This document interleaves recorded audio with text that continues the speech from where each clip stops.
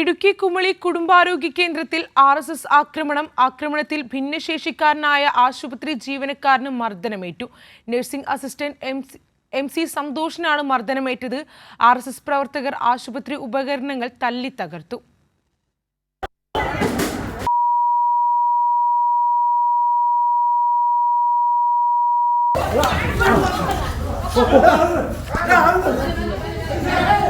കുമളി 1-ാം മൈലിൽ ഓട്ടോ സ്റ്റാൻഡിൽ വാഹനം പാർക്ക് ചെയ്ത വിഷയവുമായി ബന്ധപ്പെട്ടുണ്ടായ തർക്കത്തിൽ ഒരു വിഭാഗത്തിന്റെ പക്ഷം പിടിച്ചെത്തിയ RSS പ്രവർത്തകരാണ് ആക്രമണം അഴിച്ചുവിട്ടത്.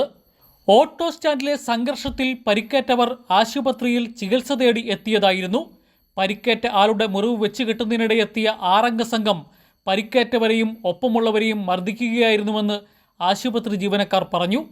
ആക്രമണത്തിന് ഇടയിൽപ്പെട്ടുപോയ ഭിന്നശേഷിക്കാരൻ കൂടിയായ നഴ്സിംഗ് അസിസ്റ്റന്റ് സന്തോഷിനും മർദ്ദനമേറ്റു.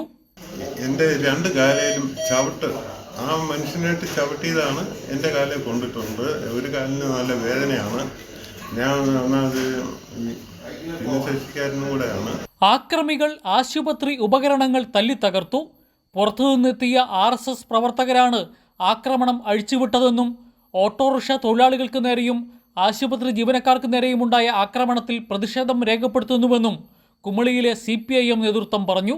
ഇതോടൊപ്പം തന്നെ RSS സംഘടിതമായ രീതിയിൽ വിവിധ പ്രദേശങ്ങളിൽ നിന്ന് ആളുകൾ സംഘടിച്ചെത്തി ഒരു സെറ്റ് ക്രിമിനലുകളാണ് ഈ പ്രവർത്തനങ്ങൾക്കെല്ലാം നേതൃത്വം നൽകുന്നത്.